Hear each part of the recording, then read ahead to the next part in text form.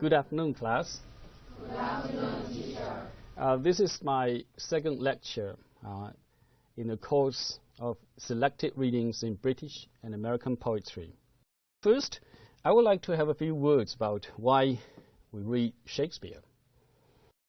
William Shakespeare, the English dramatist and poet.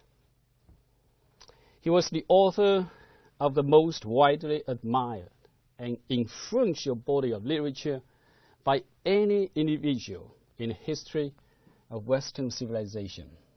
But John Dryden, a British World Poet Laureate, says William Shakespeare was the man who, of all modern and perhaps ancient poets, had the largest and most comprehensive soul. All the images of nature were still present to him. Still here means always. He drew from them, not laboriously, but luckily. When he describes anything, you more than see it, you feel it too. Samuel Johnson, the compiler of the first dictionary of English language, says above all writers, at least above all modern writers, is the poet of nature. The poet that holds up to his readers a faithful mirror of manners and life. His characters are not modified. His characters are of common humanity. Ralph Waldo Emerson, an American writer,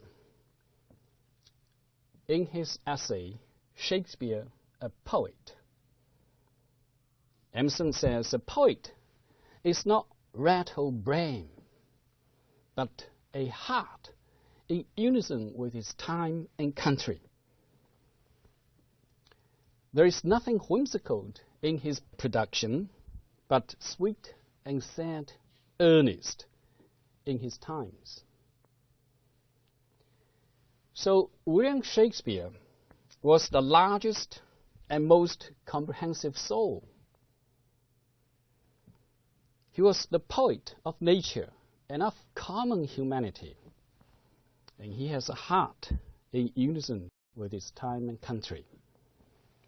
So he communicates universal human experience. What is true to all people at all times, in all places. He makes us see life more accurately by getting us to think about important ideas in his lyric works. Now, just a few words about his life. Shakespeare, as we all know, was born in Stratford-upon-Avon on April 23rd, 1564. This is a picture of his birthplace. And this is a sketch of his birthplace. He was baptized in a Holy Trinity Church, and he was buried there. He was buried in the same church. And this is, Shakespeare's baptism recorded in Stratford Registry. We can see it here, 1564, April, and 26. Here we have William Shakespeare. Shakespeare was lucky to survive birth because in that year, 1512-64, 1/7 of the population of Stratford died of plague. It was a common enough event, but it reflects the tough insecurity of the rural life in the late 16th century England. Disease was common, and the enclosure movement was beginning to sweep much of the population off the land and into the towns. There was a very strong feeling of political instability and cultural desperation during Shakespeare's time. But Shakespeare, he was, pretty lucky. He had a relatively comfortable childhood he attended the free grammar school at Stratford, and he was very well educated in classical works. But in common with all his Stratford contemporaries, well, he didn't go on to university. He left school probably at age of 15 and became an apprentice to his father's glove-making business. This is a picture of Anne Hathaway's cottage. Anne Hathaway. She married William Shakespeare in 1582 while pregnant with his child. Not much is known about Shakespeare's life after he came to London. But by 1594, he was a presence on the English stage. He was somebody. This is a picture of the Swarm Theatre. Swarm Theatre. This is a sketch of Swarm Theatre made in 1596. William Shakespeare was associated with it and with its owner. The Swarm Theatre was London's finest theatre and accommodated 3,000 spectators. This is a sketch about the Globe Theatre. Globe Theatre was built just south of Thames River in 1599. It was a landmark in the theatrical history. It was important because it was the first time that actors owned the theatre in which they performed. William Shakespeare's comedies, histories, tragedies was first published as what we called the First Folio in 1623, not including his, sonnets. But in 1609, Shakespeare's sonnets, never before imprinted, the character is very small here, never before imprinted, was published in 1609. Professor Edward Hubler, the author of this book, says, with the possible exception of Hamlet, none of Shakespeare's works has been the object of more investigation, nor the subject of more controversy than this little book of sonnets, which was published in 1609. Well, these are the pictures I took just 2 weeks ago in Wheaton College. It has a special collection of Shakespeare books about Shakespeare studies, and they have thousands and thousands of papers collected there. Very helpful. Now, what is a sonnet? By definition, it's pretty simple. Sonnet, is a fixed form of lyric poetry that consists of 14 lines, usually written in iambic pentameter, with its own rhyme scheme, and modes of logical and emotional organization. So a sonnet fixed form. So sometimes I call sonnet the most rigid form of English poetry. Written in iambic pentameter, 五音部一阳格, da-dong, da-dong, da-dong, da-dong, da-dong. With its own rhyme scheme, rhyme pattern, and modes of logical and emotional structure. Logical, emotional, or sometimes we say thematic structure or organization. There are two types of sonnets: the Italian or Petrarchan sonnet, and the English or Shakespearean sonnet. And what is an Italian sonnet? And what is an English sonnet? Is there any difference between them? As we all know, well, English poetry owes much to the Italian poetry, especially the English sonnet. There were many great Italian sonneteers, such as, well, Petrarch, Dante. Yet, it was particularly Petrarch to whom the English poets turn. An Italian sonnet, well, has its own rhyme scheme. And here we have, well, a sketch about, well, the rhyme scheme of an Italian sonnet. A, B, B, A, A, B, B, A, C, D, C, D, C, D. A, B, B, A, A, B, B, A, C, D, C, D, C, D. So the first 8 lines we called octave. First 8 lines we call octave. And the last 6 lines we called sestet. So 8 lines plus, well, 6 lines, 14 lines altogether.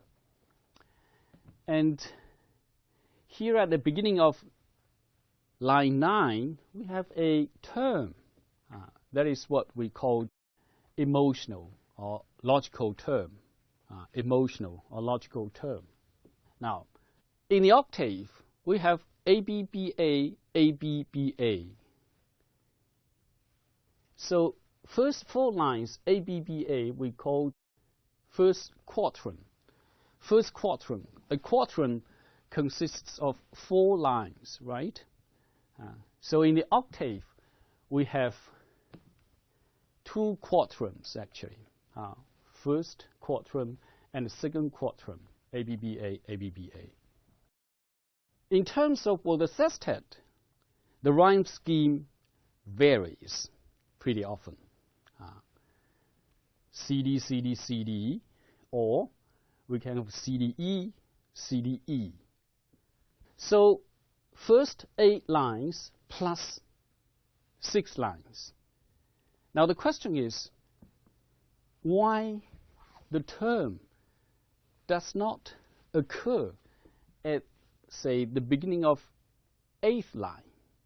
It looks a kind of, well, imbalance. The octave is weightier than the sestet in the number of lines. Now this is a question for us to think about. Why there is an imbalance here in the number of lines. And another characteristic of an Italian sonnet is the 2-part division of thought is invited by the emotional or logical term. This emotional or logical term divides the sonnet in 2 parts. So keep these, well, 2 characteristics in mind. First, an imbalance in the number of lines. We have 8 lines in the octave and 6 lines in the sextet. And the 2-part division of thought is invited.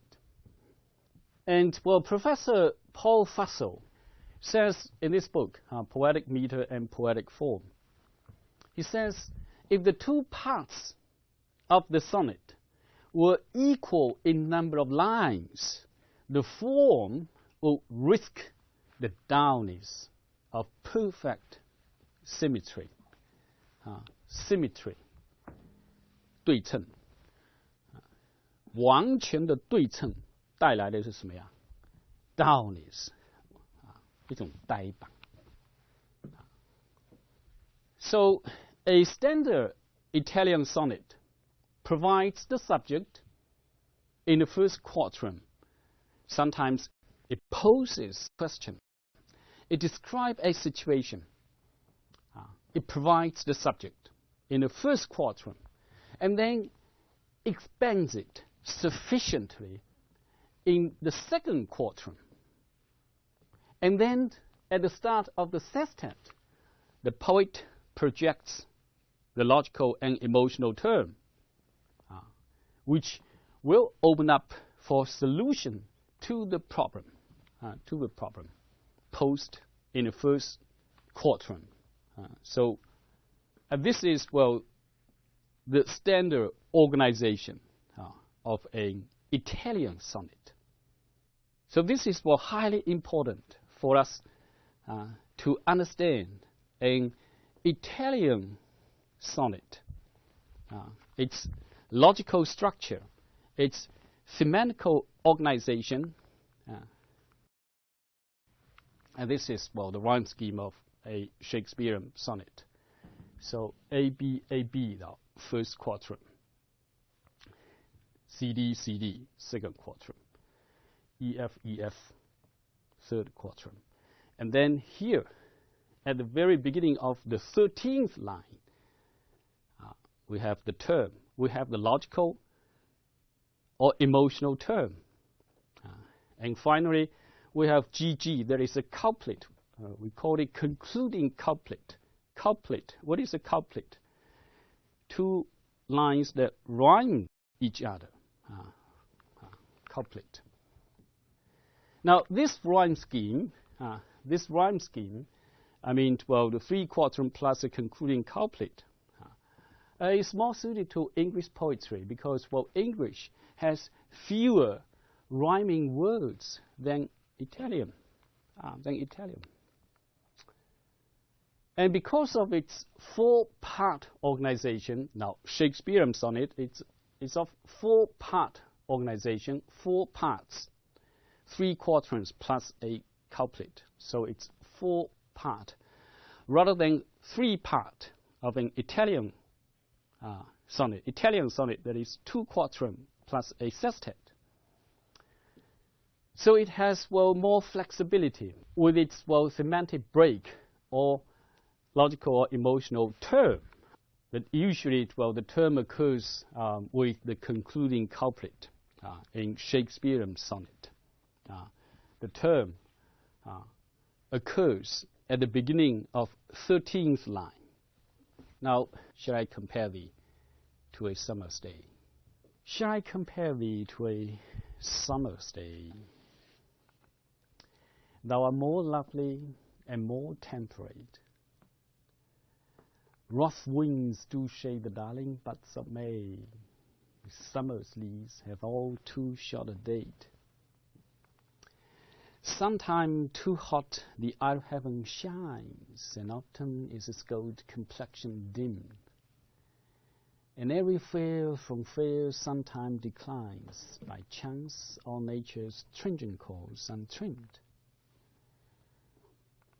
But thou eternal summer shall not fade, nor lose possession of that fair thou owest. Nor shall death break thy wonders in its shade, when in eternal lines to time thou growest. So long as man can breathe or eyes can see, so long lives this, and this gives life to thee. So, look at the rhyme scheme of an English Shakespearean sonnet. A, B, C, D, E, F, G, G.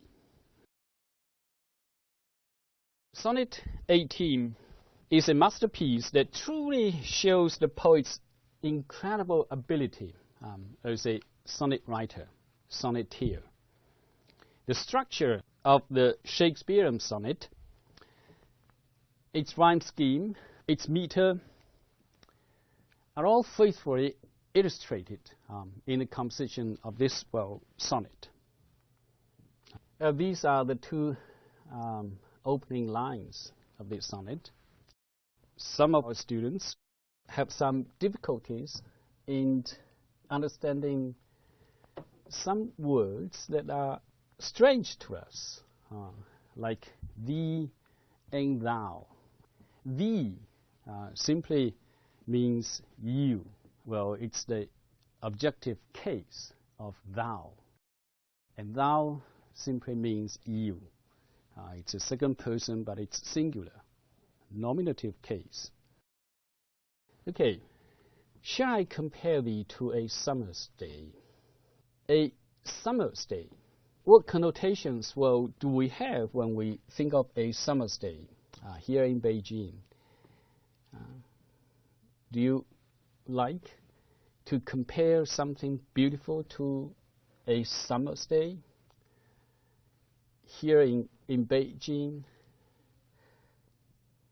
Probably not, because, a summer's day here is hot, extremely hot, so we'll not do that.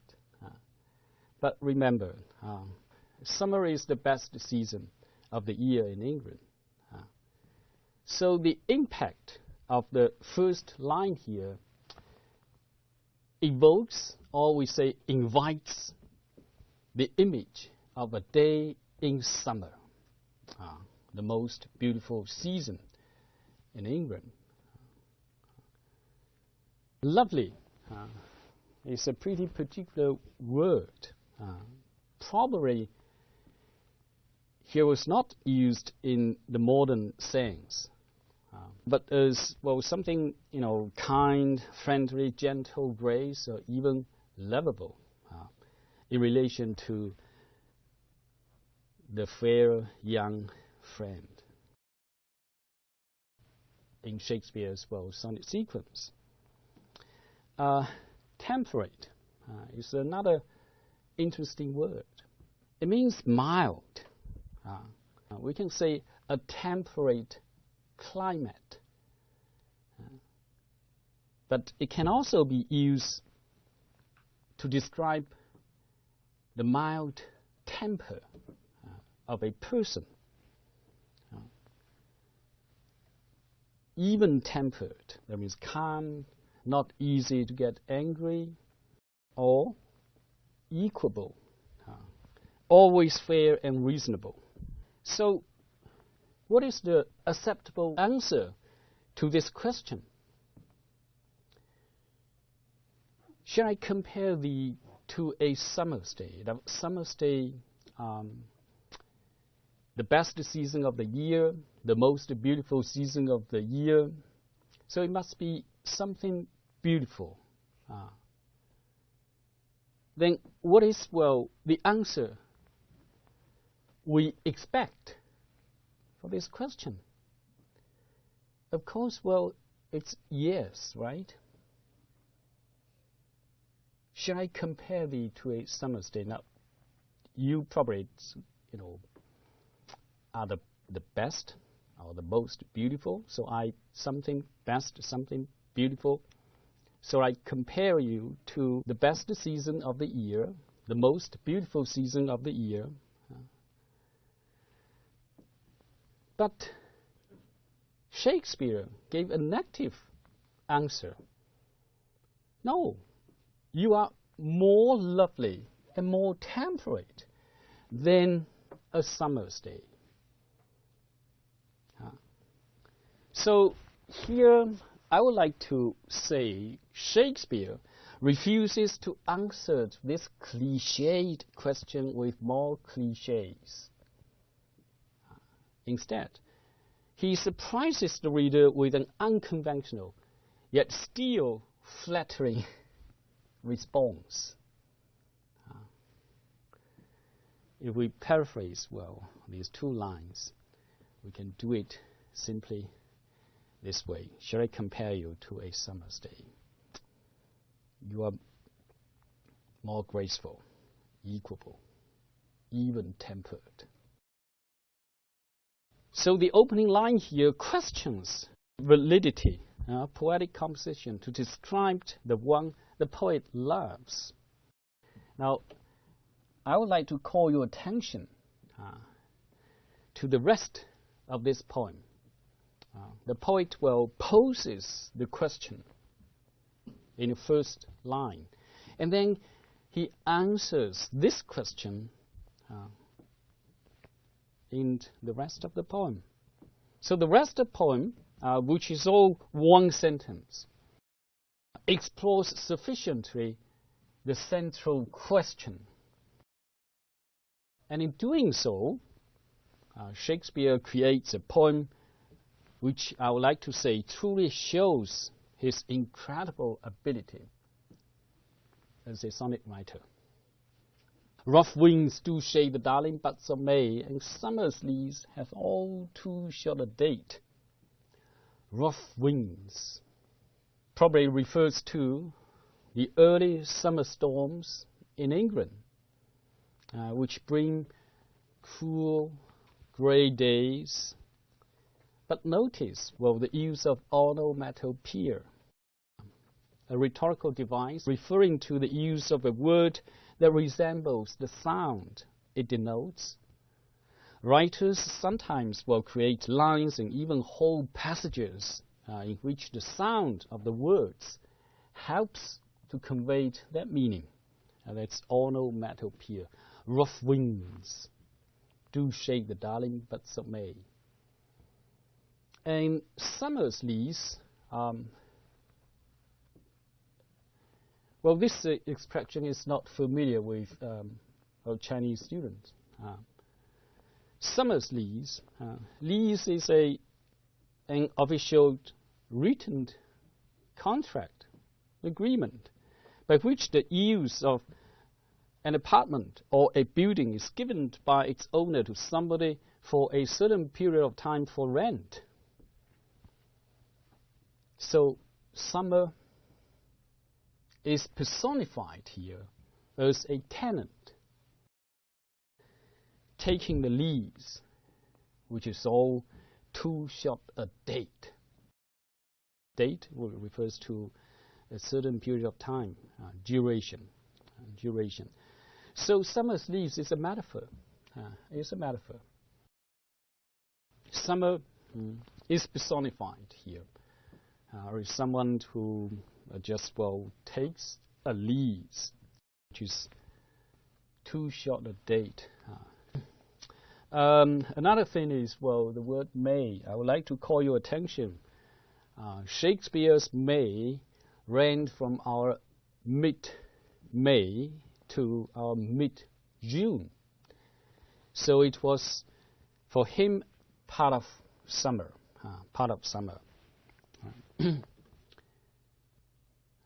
So here we have, two more reasons.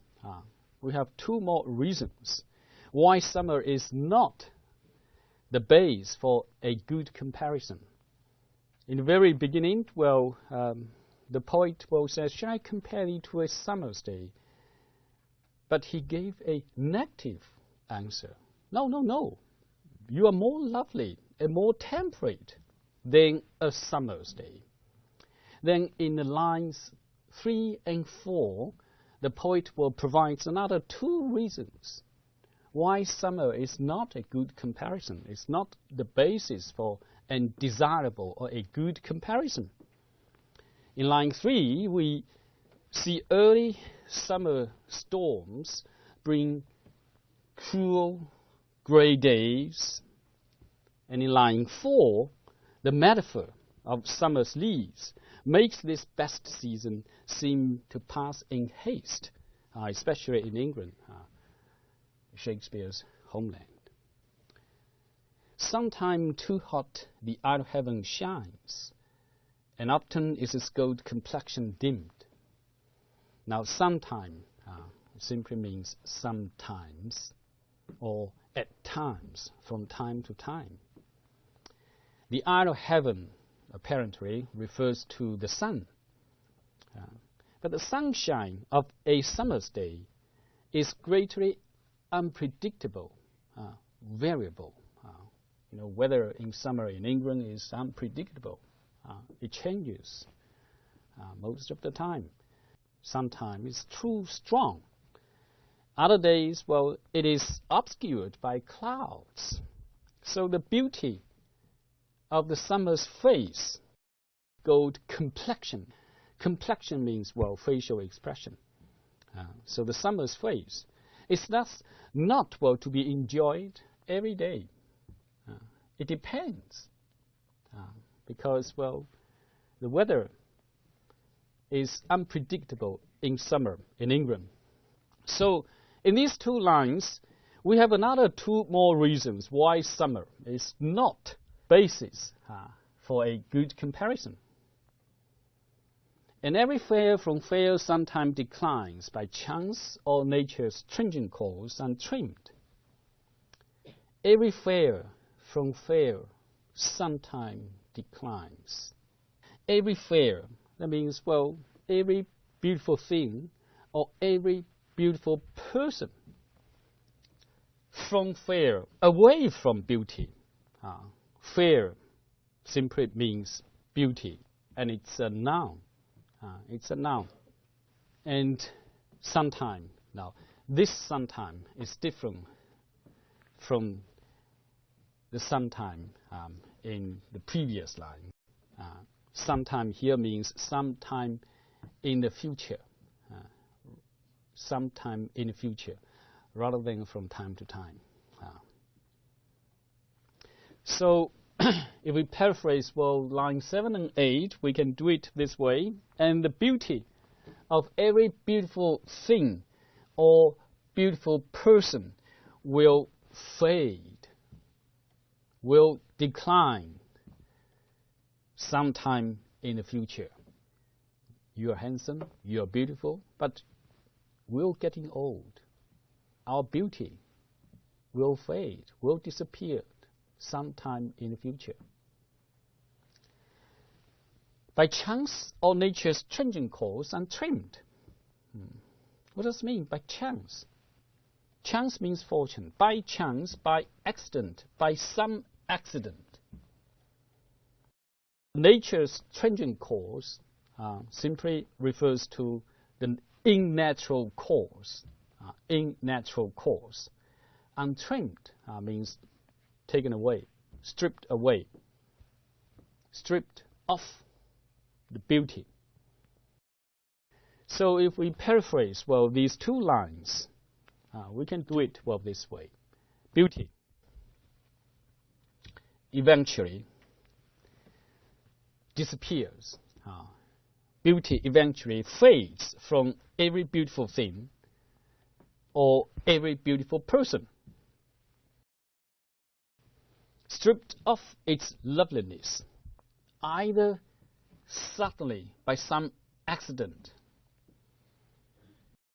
Someone, may die by a car accident. So it's by accident. Suddenly, by some accident. Gradually, in the natural course, when you will also die. That is in natural course or natural decay. The word fair.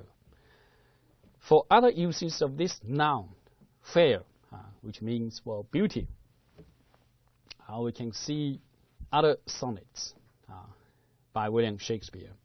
Even in Romeo and Juliet, we have lines like this, fair without, the fair within to hide. That means, well, outside beauty to covered inside beauty. So Shakespeare used this word, this noun, pretty often. And another thing is, well, the idea of summer's brevity is reinforced by the speaker's use of a sequence of words suggesting the passing of a day. Shines, dimmed, declines, fade. So in these two lines, we have another two more reasons that summer is not a desirable comparison.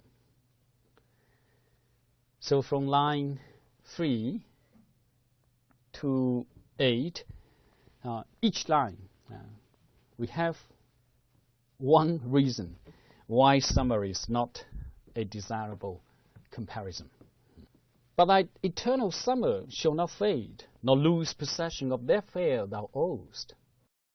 Thy simply means your.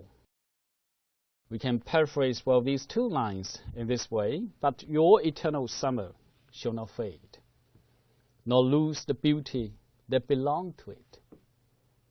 Your summer is eternal. Of course, well, the question is why. Here, the poet used but.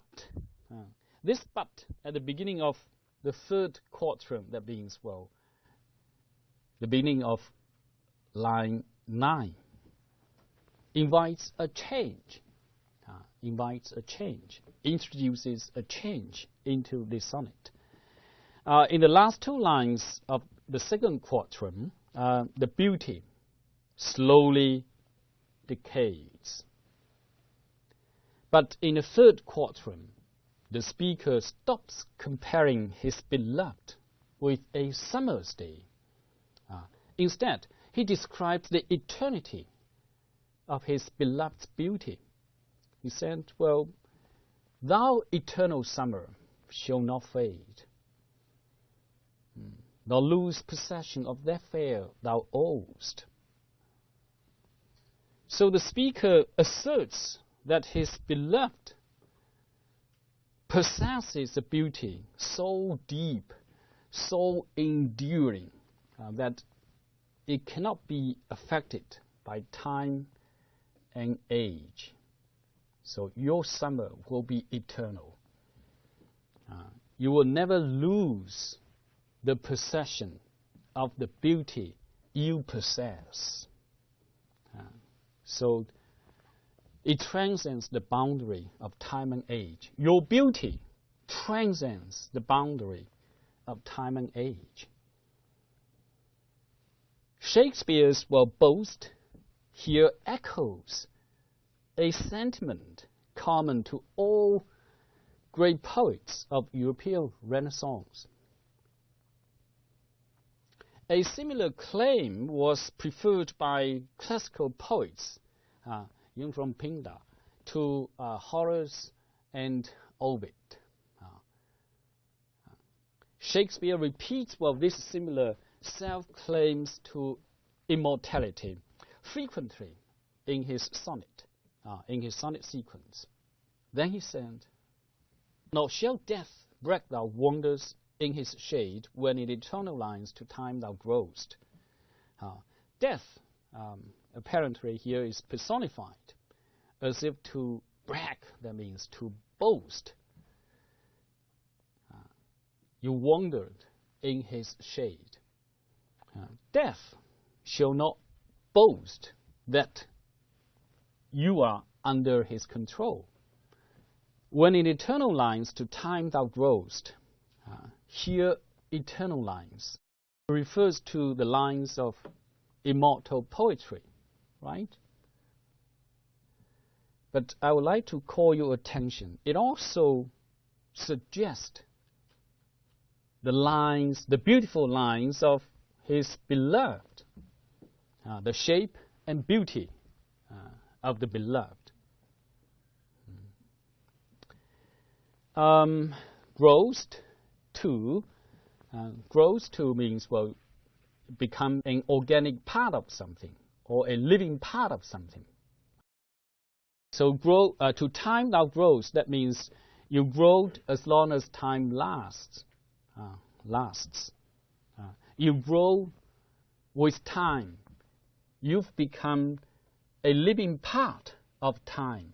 So your summer will never fade, will not fade. Even death, can do nothing about you. Nor shall death boast possession of you. When in eternal lines, you grow with time. You grow with time. Okay, so death shall not boast that he has you in his power. He has you under his control. When you have become an organic part of time, when you were written into poetry, that means by means of a series of images of yourself in poetry. In other words, death is personified here, will not boast to claim the sonnet's recipient when he sees that the mortal has gained immortality through the lines of the sonnet. So long as man can breathe or eyes can see, so long lives this, and this gives life to thee. And this is the concluding couplet. Concluding couplet. So long as man can breathe or eyes can see, so long lives this. This refers to this sonnet. And this sonnet and this poem will give you life. That is immortality. Will give you immortality. So this is, a poem about immortality through literature. The poet is giving immortality to his subject. He promises eternal beauty, youth, through the existence of this sonnet. But I would like to call your attention to emphasize, that the concluding couplet here actually includes a very subtle twist on the speaker's praise of his beloved. Think of it. We can say the life of the subject is beautiful, will be an eternal summer, endless summer. Your summer will never fade, but the conditions are only because the speaker has immortalized them in this poem, and only because people continue to read these lines of this poem. So it's pretty interesting here.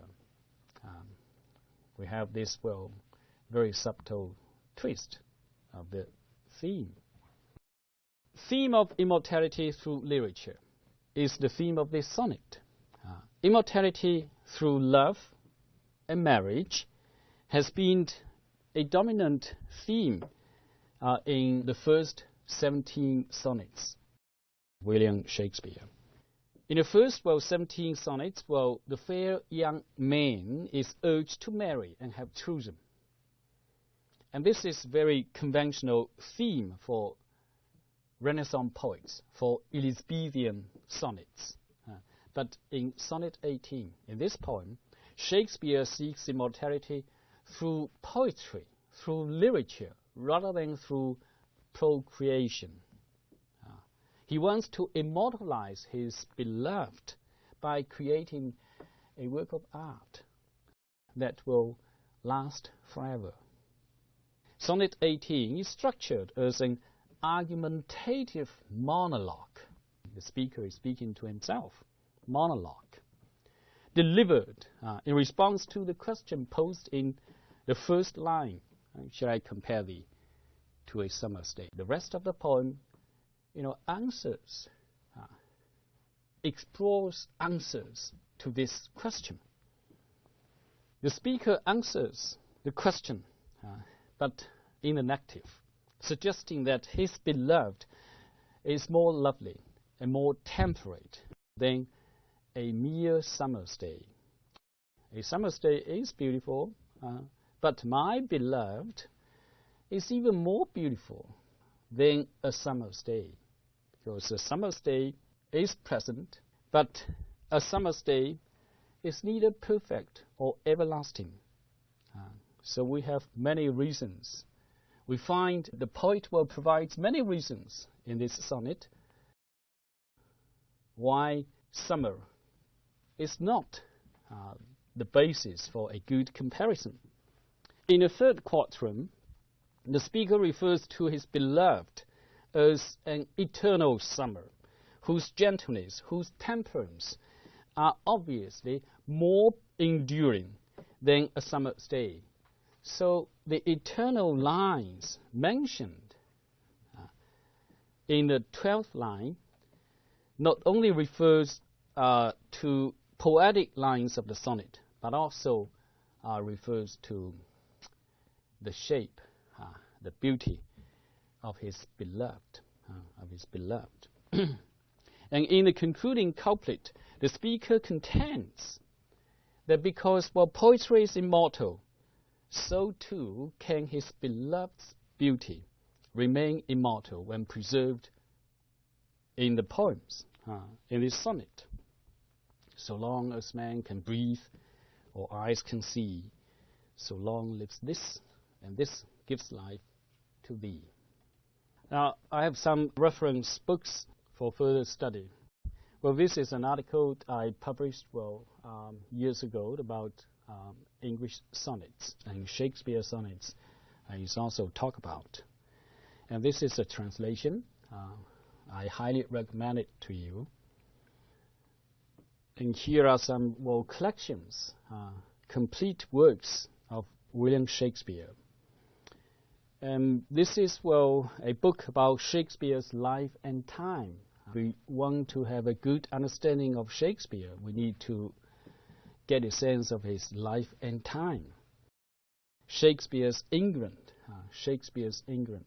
These are two books which was published in 1916, so a long time ago.